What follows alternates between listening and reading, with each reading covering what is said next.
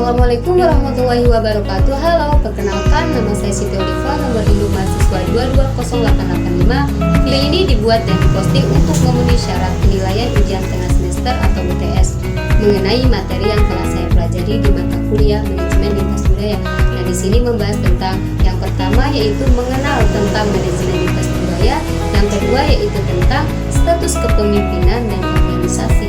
Dosen pengampu yaitu Bapak Wahid Al-Farizi, SEMM, CPN.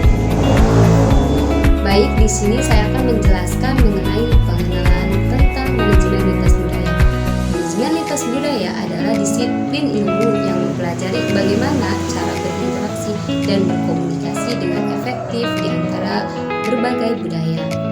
Nah, manajemen lintas budaya juga melibatkan pemahaman mendalam tentang norma, nilai, dan cara berpikir masyarakat yang beda. Kemudian di sini ada definisi manajemen lintas budaya. Manajemen lintas budaya adalah disiplin yang bertujuan untuk memahami, mengelola, dan merespon perbedaan budaya dalam konteks kerjasama lintas negara. Nah, ini melibatkan pengenalan dan penghormatan terhadap norma, nilai, bahasa, dan perilaku yang berbeda antara berbagai kelompok budaya.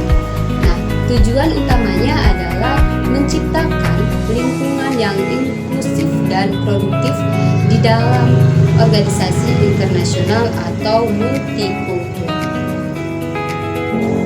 Sebagai mahasiswa tentunya bertanya, mengapa manajemen lintas budaya itu penting?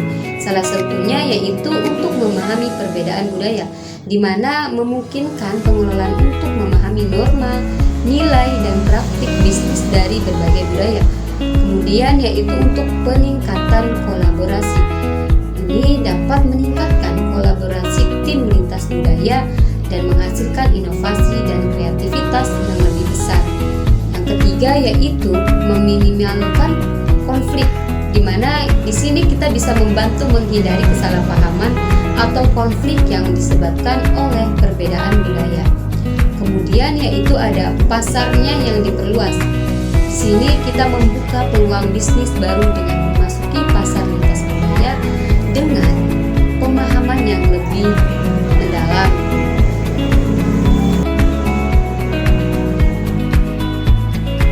Tantangan dalam manajemen lintas budaya yang pertama yaitu kebingungan bahasa, di mana ketika kita berkomunikasi, perbedaan bahasa bisa menyulitkan pemahaman mutlak. Yang kedua yaitu perbedaan norma dan etika. Budaya memiliki norma yang berbeda, menyebabkan kebingungan perilaku dan etika yang tepat.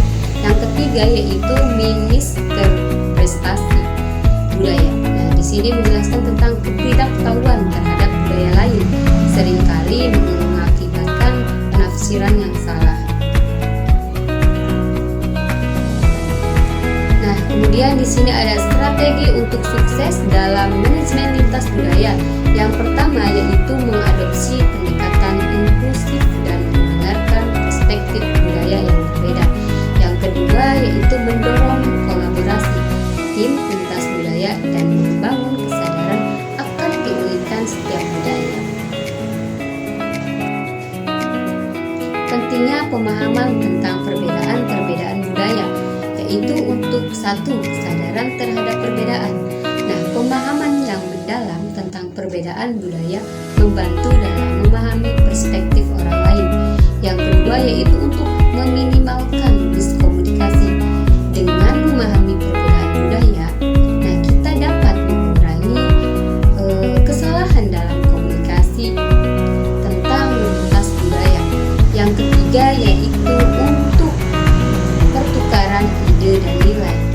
Di sini pemahaman yang lebih baik tentang perbedaan budaya dapat memfasilitasi pertukaran ide dan nilai antara budaya. Respect terhadap keanekaragaman. Pemahaman yang mendalam tentang perbedaan budaya menciptakan sikap yang menerima dan menghargai keanekaragaman. Komunikasi efektif dalam konteks lintas budaya. Yang pertama yaitu pahami perbedaan bahasa dan makna. Nah, di sini menjelaskan tentang mengerti perbedaan budaya, bahasa, dan makna penting dalam mencegah kesalahpahaman. Yang kedua yaitu hormati norma dan nilai budaya. Nah, di sini menjelaskan tentang menghormati norma dan nilai budaya masing-masing pihak dalam berkomunikasi. Yang ketiga yaitu gunakan bahasa tubuh yang universal. Nah, di sini menggunakan bahasa tubuh yang dapat dipahami secara universal untuk mendukung komunikasi. Pengelolaan tim lintas budaya yang pertama yaitu kerjasama. Nah, penting untuk membangun kerjasama tim lintas budaya yang solid. Yang kedua yaitu komunikasi. Nah, memiliki sistem komunikasi yang efektif dan inklusif sangat penting. Yang ketiga yaitu diversitas, di mana kita menghargai dan merayakan keragaman budaya dalam tim adalah kunci. Materi kedua yaitu tentang status kepemimpinan dan organisasi. Menjelaskan tentang pengantar mengenai status kepemimpinan dan organisasi, termasuk akar kulturasi organisasi. Akar kulturasi organisasi. Akar kulturasi organisasi merujuk pada nilai-nilai, keyakinan, dan norma yang menjadi dasar budaya sebuah organisasi. Hal ini meliputi cara orang berinteraksi, menyelesaikan masalah, dan membuat keputusan.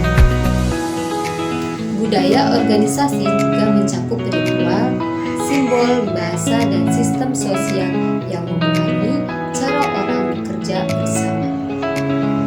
Kulturasi organisasi yang kuat dapat meningkatkan kinerja dan kekuasaan anggota organisasi. Memahami akar kulturasi organisasi penting untuk pengembangan strategi manajemen yang efektif dan memperkuat identitas perusahaan. Perbedaan antara kepemimpinan individual dan kolektif. Kepemimpinan individual adalah fokus pada satu pemimpin yang mengambil keputusan dan menentukan arah. Nah, pemimpin biasanya memegang kendali dan bertanggung jawab secara langsung terhadap hasil. Nah, kepemimpinan kolektif. Kepemimpinan kolektif melibatkan partisipasi dari sejumlah individu dalam mengambil keputusan dan mencapai tujuan. Keputusan diambil secara bersama-sama dengan tujuan mencapai konsensus. Konsep mengenai status dalam kepemimpinan. Yang ke-1 yaitu asumsi dan ekspektasi. Status dalam kepemimpinan mencakup asumsi tentang kekuasaan dan harapan yang diberikan kepada seorang pemimpin. Yang kedua yaitu pengaruh pada pengambilan keputusan. Status pemimpin dapat mempengaruhi cara keputusan diambil, baik secara formal maupun informal. Yang ketiga yaitu pengaruh terhadap keseimbangan kekuasaan. Status juga berkaitan dengan pemahaman akan keseimbangan kekuasaan dan peran sosial di dalam organisasi. Selanjutnya yaitu hubungan antara status dan kulturasi organisasi. Yang pertama yaitu status seseorang. Dalam organisasi dapat mempengaruhi budaya dan nilai. Nah, nilai yang dianut oleh organisasi. Kulturasi organisasi yang kuat dapat meningkatkan status individu. Sementara status individu juga dapat mempengaruhi dinamika kulturasi organisasi. Selanjutnya yaitu di sini ada faktor-faktor yang mempengaruhi status kepemimpinan. Yang pertama yaitu kemampuan. Di sini menjelaskan tentang keahlian dan pengalaman memainkan peran penting dalam memengaruhi status kepemimpinan. Selanjutnya yaitu kepedulian terhadap orang lain. Di sini menjelaskan bahwasanya kepemimpinan yang tim akan meningkatkan statusnya. Yang ketiga yaitu kepemimpinan yang adil, memperlakukan semua anggota tim secara adil dan merata. Materi selanjutnya yaitu tentang implikasi status dalam organisasi. Yang kesatu yaitu peningkatan kinerja. Sini menjelaskan tentang untuk membuat anggota tim merasa dihargai dan termotivasi. Yang kedua yaitu kesempatan pengembangan.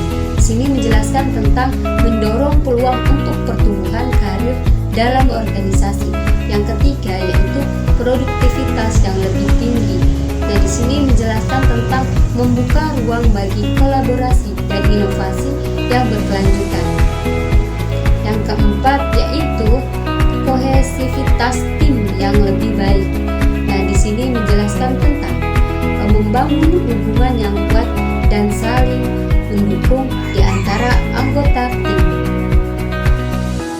Nah, implikasi dari status dalam organisasi sangat berpengaruh terhadap kinerja, pengembangan individu, dan produktivitas dan kohesivitas tim.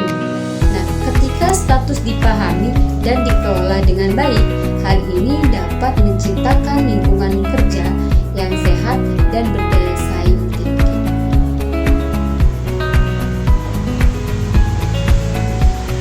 Selanjutnya ada strategi untuk membangun status kepemimpinan yang positif, yaitu dengan melakukan pembelajaran kontinu.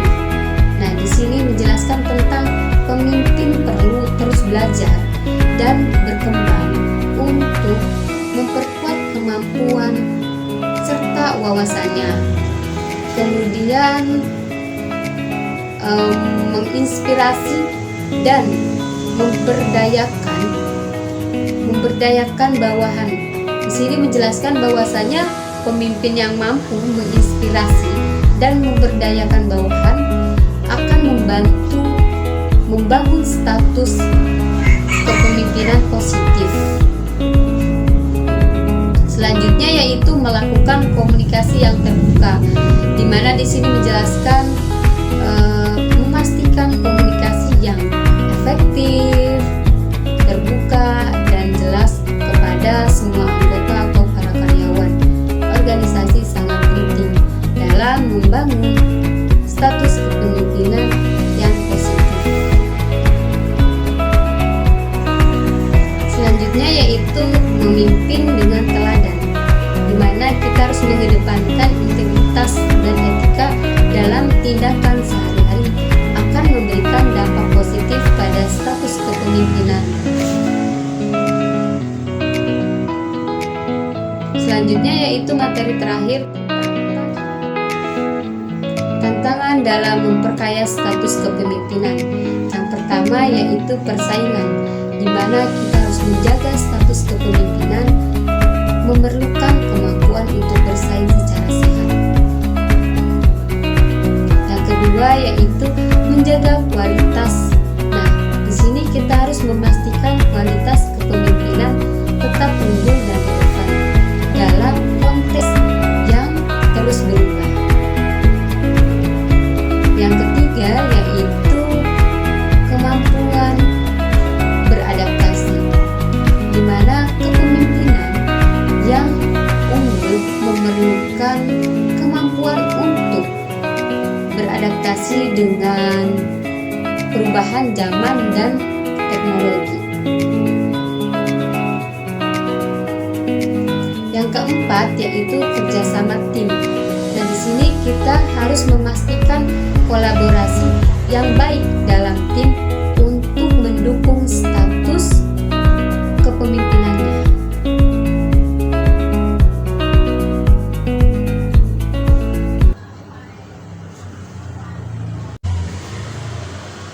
Kurang dan lebihnya mohon maaf. Sekian video yang bisa saya sampaikan. Wassalamualaikum warahmatullahi wabarakatuh.